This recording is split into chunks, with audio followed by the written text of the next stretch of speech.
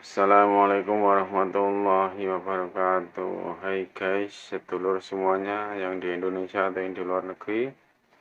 Sekarang kita akan bikin video tausiah dari Ustadz Danu.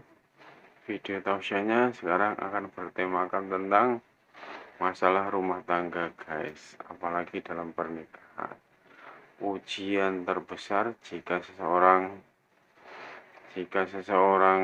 pria menikah lebih dari 2 kali atau punya istri lebih dari 1, akan diuji secara begini guys. Silahkan disimak isi tausiahnya, nanti biar tahu ujiannya kayak gimana.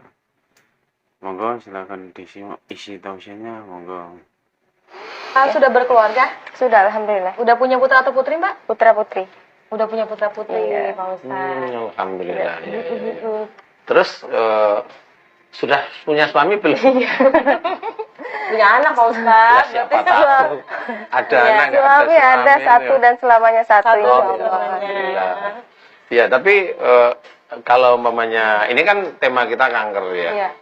Ya, namanya keluarga itu kan ada yang enak, ada yang kurang enak, ada yang merasa tidak enak, ada yang jengkelin, ada yang merasa ini nyebelin atau ini bikin saya marah kan seperti itu ya. Kalau sama anak bisa aja agak cerewet-cerewet dikit, tapi kalau sama suami nih pertanyaannya Mbak Elmira nih, sama suami gimana nih? Karena ini proses nanti kejadian kanker itu kan emosi, marah, jengkel terus bertahun-tahun menumpuk. Kalau sama suami, sama orang tua, sama teman-teman, itu tetap nanti fokusnya bisa menjadi kanker. Jadi malah saya tanya nih, gimana dengan suami? Kalau suami gimana ya? Hubungannya maksudnya Hubungannya bukan suaminya. baik. Hubungannya baik, tapi karena beliau ini ada sesuatu yang mungkin tidak diceritakan ke saya, sampai pada akhirnya saya tahu sendiri gitu kan. Lama-lama saya komunikasikan dengan baik. Cuma menjanjikan gitu kan. Tapi saya tunggu tidak kunjung apa yang Janjinya beliau itu tidak janjikan. Ya ditepati. betul. Jadi kan mangkal tuh. Oh ya? Mangkal ya. Nah, di sini saya belum bisa cerita kenapa mangkal, karena yang dijanjikan apa kan tahu nih. Karena siapa tahu yang dijanjikan hanya cuma berlian segede buah kelapa, ya kan nggak bisa diberikan kan gitu. Nah, kalau yang dijanjikan sesuatu yang manusiawi, normal, umum itu masih boleh. Apa kira-kira yang dijanjikan, Mbak Elmira? Apa ya? Saya tuh orangnya kan prinsipal. Boleh. Jadi apa yang dijanjikan tadi? Kalau prinsip tidak tahu deh. Oke. Menjanjikan sesuatu hal yang apa sih, kebahagiaan intern rumah tangga. Gitu Pak Ustadz. Tapi beliau ini kan pada awal kita pernikahan itu ada sesuatu yang dirahasiakan, kemudian kebongkar sama saya gitu kan. Ya gitu deh Pak Ustadz ceritanya. Nggak bisa, jadi kalau kita itu mau cerita, oh itu betul, ini salah kan nggak, jadi nggak ngerti ya Mbak Paulin ya. Mbak Harus Paulin tahu nggak bingung, ininya, apa Nek. ini ya gitu. Jadi ada kronologisnya gitu. Iya, ya paling tidak bilang ini aja. Itu udah selesai, udah tahu lah itu. Ya kan tadinya kan beliau itu taunya saya kan beliau duda gitu kan dulunya, pada saat dulu kan duda. Ketika saya lama-lama tuh kan ketika saya hamil gitu kan. Tahu-taunya enggak duda Pak Ustadz gitu Terus kan, gimana? belum duda. Jadi kan saya menuntut ya sudahlah kalau kayak gitu kan, memang perjanjian itu kami itu kalau memang buka ada itu saya tidak mau, kemudian kita Istilahnya cerai. maksudnya itu kalau ada istri nggak mau. Iya, nggak mau Tapi saya. karena beliau itu menipu, jadi nggak tahu gitu Mbak Elmira. Taunya sendiri gitu. Tanya sendiri. Jadi saya putuskan untuk bercerai gitu. Pada saat hamil. Sayanya waktu itu pada saat hamil saya putuskan untuk bercerai. Terus jadi cerai nggak? Tuh. Jadi Hah? cerainya jadi Pak Ustadz. Kan hamil nggak boleh cerai. Iya, tapi saya memutuskan tidak mau ketemu lagi gitu. Oh gitu, Karena jadi belum bercerai. beliaunya berbohong sama saya kan gitu. Jadi saya ya sudahlah gitu. Kemudian di tengah perjalanan saya bingung lagi tuh. Udah hamil besar, kalau saya ngelahirin, wah nggak punya bapak dong anak saya gitu kan ceritanya. Kemudian memang suami saya berusaha lah istilahnya gimana yang terbaik gitu kan. Ya ini bisa dikatakan suaminya Mbak Elmira salah di hadapan Allah Ta'ala. Salah. Kalau mamanya bisa berprinsip, loh kan punya istri lebih dari satu kan boleh. Oh boleh memang. Tapi kan ada cara-caranya. Cara-caranya adalah tidak mendolimi satu dengan yang lainnya. Tidak mendolimi. Gimana cara mendolimi? Mamanya cerita sama Mbak Elmira nih. Saya sudah punya istri loh. Itu tidak dolim. Tapi pada waktu saya nggak punya istri, ini dolim ini. Kan gitu nih. Kemudian sama nanti si suami sudah menikah, mau sirik kayak, mau beneran kayak. Itu banyak hal nanti selesai. Kalau nikahnya beneran pasti nipu. Karena biasanya menikah itu harus persetujuan istri. Iya. Nah, karena mamanya pulangnya kok ini kok lambat lama kok pulangnya nggak karu-karuan, ini istri pertama, kan tanya. Bisa aja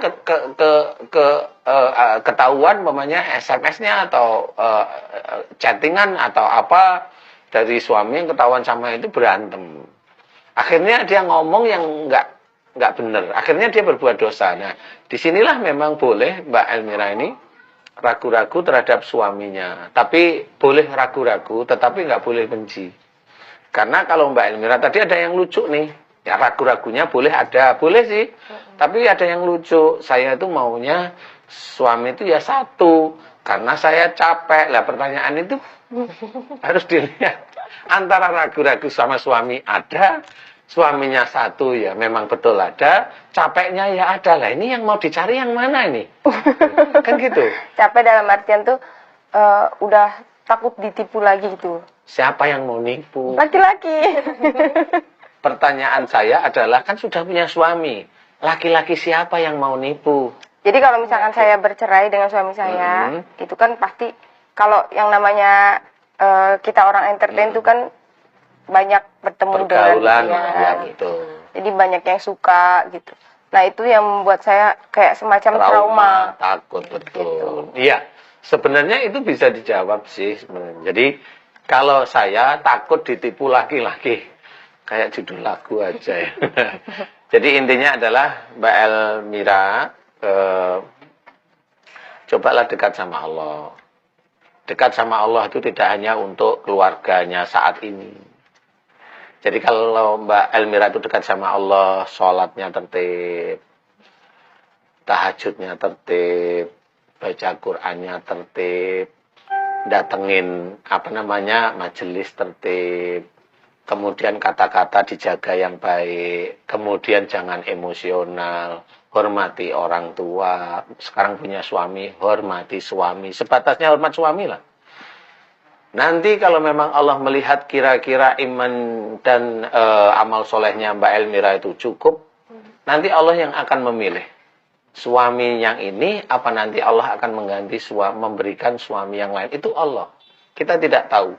Jodoh ini kan, ini baru berapa tahun. Jodoh itu kan kita tidak tahu.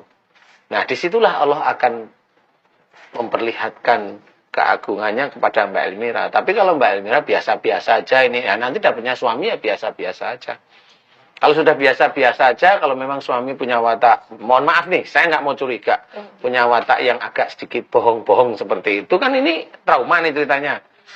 Ya nanti sama orang lain bisa aja bohong-bohong, apalagi suaminya masih muda, umur itu yang 40-an lah umpamanya. Iya, betul.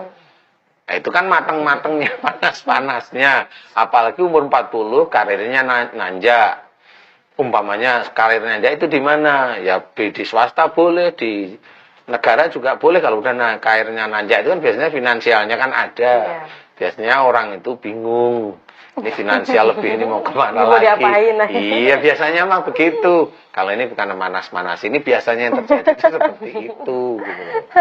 Jadi jangan takut. Mau satu, mau capek, mau ragu, yang penting Mbak Elmira dekat sama Allah. Karena apa? Sama Allah. Iya, karena apa? Karena nanti yang akan menilai Allah sendiri. Mau benar-benar ini dijodohkan dengan satu ini beneran. Kan Mbak Elmira kan ingin punya suami kalau bisa jangan ganti-ganti kan gitu. Iya, betul. Tapi kalau memang ini enggak, istilahnya Allah enggak ridho, mungkin enggak ini terjadi pisah. Iya. Iya. Itu tidak bisa dijawab. Iya.